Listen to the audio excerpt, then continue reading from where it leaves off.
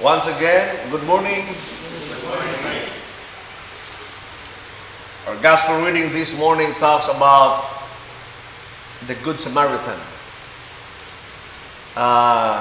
There was a scholar, a expert with the law, who came to Jesus and said, "What must I do to inherit God's kingdom?" And Jesus said, "What is written in the law? And how did you read it?" And he said, "Love God and love fellow men." And Jesus said, and he was asking further, if I have to do this, if I have to love God and I have to love my neighbor, who is my neighbor? Kinsa man lang ako silingan. Kay expert man to siya sa law. So who is my neighbor? And Jesus has told him a parable that there was this guy coming from Jerusalem down to Jericho, and he was robbed and half dead, and there was a priest but didn't help him, and there was a Levites and refused to help him, and there was a Samaritan who helped him and healed his wound, and that Samaritan brought him to an inn and gave an instruction to take care of him, diba? Then ingon dayon si Jesus, "Who do you think is the neighbor among those three?" And siya, "The one who showed mercy." Kato ko nung naluoy, which is the Samaritan. And siya, "If you want to inherit God's kingdom, go and do the same." So, nindot kini nga gospel tungod kay daghang kayo ganahan mo share dani the story of the Good Samaritan. Pero the question is, ngano gitawag mo the Good Samaritan? Why is it called Good Samaritan? Because most of the people live in Samaria are not really good. That's why it's called Good Samaritan. Jerusalem, if you Google, Jerusalem is nana siya sa upper part sa Israel. And it's the city of the king, the city of David, na di ang temple. It stands or symbolizes as heaven. O ang katong traveler ko no, usa ka traveler from Jerusalem, he traveled down to Jericho. Kung tan-awon nimo ang Jericho, kung duha ka sa Jerusalem, madungawan nimo ng Jericho, because Jericho is very close to the Dead Sea. And Dead Sea is like 8,000 feet below sea level. Sorry. No wonder why kung magto kang Dead Sea, mulutaw ka dito, di ka malumos. Mura ng dagat, nga di ka malumos, mulutaw ka dito, tungod sa iyang kaparat. Why buhi ka isda dito? That's why it's called dead. Di ba? So, kung tanawin mo siya sa earth, sa globe, ubos kina siya ng dagat. It's ang Jordan River, ang kanang the Sea of Galilee. Ang iyang tubig sa Sea of Galilee, by the way, Sea of Galilee is not a sea, it's a lake, big lake. It's just called Sea of Galilee. Ang iyang water na murandaw na siya sa Jordan River. And Jordan River all the way to the Dead Sea. O kanang Jericho, doon na siya sa Dead Sea. And the Jericho symbolizes the people nga naadi ang mga makasasala. Naadi ang mga worshippers sa idols. Okay? Nag-symbolize na siya sa despised people, loser, outsider. Muna ang Jericho. Jerusalem, na usa ka tao from Jerusalem who went down to Jericho, so from heavenly went down to sinful state. That's why, di ba, when ang Israelites na-cross sila sa Jordan River, then when they invade the land, nakaabot sila sa Jericho, and the Jericho was fortified with walls. Unsay buhat sa Israel, ni-shout sila, di ba, and the walls collapse.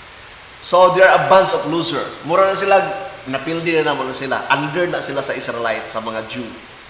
So ang opposite, one of the opposites sa Jerusalem during those days was Jericho.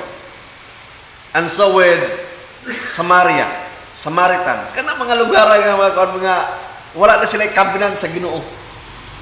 Dili na sila sikat, unlike sa Jew o Israelites. So this guy went down, nagsimbolo siya sa something heavenly, royalty, went down to, nag-journey siya in life. And he went to Jericho and there was a robber. And according sa story ni Jesus,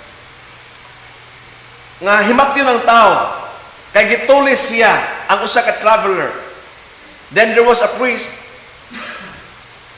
O ang priest, instead na mutamang siya, he went to the opposite side and didn't help him.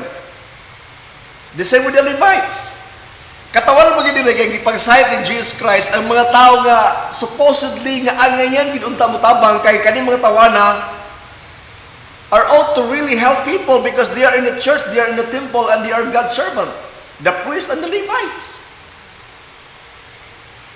But why? They didn't help and refuse. Ang mga pare o mga pastor nga wala ditabang sa lang nga pagkasulti. But during their time, ang mga Jewish mga they have their costume nga they must be ritually clean because they have to perform their task in the altar or in the temple. So they will not touch carcass, they will not touch blood, they will not touch wound. They have to avoid that to keep themselves clean. Kay munang balaod ni Moses. Usahay, maigsoon, kung ang balaod, maoy atong palabihon sa itong kinabuhi, huwag itay mahimo. Di ba?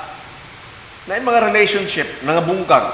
Even the church, even the state, we quote law, we open books, just to justify ourselves and to prove yourself wrong and to prove myself right. And it won't work. Especially in God's kingdom. The law of Moses was obsolete in the time of Jesus. It won't work. It would bring them to salvation. And ingon si Jesus, and here comes another man who is from Samaria, whom you think a wicked people. And gitabangan niya ang tao. The word there is, he poured oil and he poured wine on his wound. And we know that in our time, we use oil for the baptism, confirmation, healing of the sick, and ordination. And he poured wine, the true drink that will not go thirsty again. Ginagamit niya po na in our sacrament. And he put him to his animal and he brought him to an inn. Gidala niya sa usa ka inn. Dili unward inn ha. Inn or kanamurang motel or abutanan or katalugan. And that Samaritan iyang giatiman. Okay, human niya pag-atiman, iya nagibinlan og 2 silver coin and he left. Og ingon siya, kung naay magasto nimo, taplan taraka. Unsa may pasabot niya ana? One of the bishop nga naghatag siya komentary. Ingon siya, Samaritan symbolizes Jesus Christ, who is despised, who is like an outsider for the people of the law, for the people of the book, katong mga Torah boys, katong mga priests and Levites. For them, it's Jesus Christ is like nobody. He's like a Samaritan. But when Christ found us, He came to rescue us. And when He rescued us, He healed us with oil. Diba? And He allowed us to drink His own blood. And He brought us to an inn. O sadyang gi-rescue ta ni Christ, gibilin ta niya ng simbahan. And Christ instructed us, church, you have to take care of this. Upon my return, I will pay you back what you spent.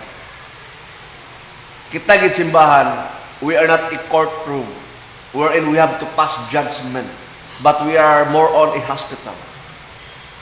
We have to take care of brothers who are wounded. Though we are wounded too, but we are a wounded healers.